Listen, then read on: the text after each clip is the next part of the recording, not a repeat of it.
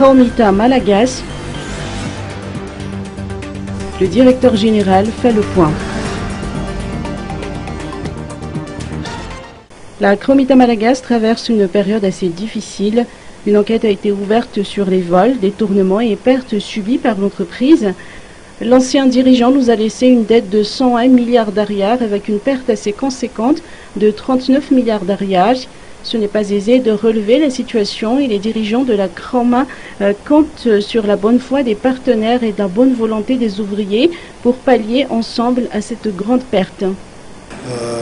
Si Chromita Malagas subit aujourd'hui une période de difficulté, c'est que la société Chromamanine, où est partenaire donc Ferromanine, a cessé de s'acquitter des obligations par rapport au salaire depuis le mois de novembre 2019. Si bien que nous avons beaucoup de difficultés pour honorer le paiement des salaires des ouvriers. On apprend par ailleurs que la société Ferromanine, qui est actionnaire de Chromamanine, est en train de proposer la révision des conditions. Ils ont investi et ont le droit de manifester des changements. Les Russes se sont rendus compte que le plan proposé ne répond pas à leurs attentes et sont en train de renégocier les conditions, ce qui est tout à fait légitime.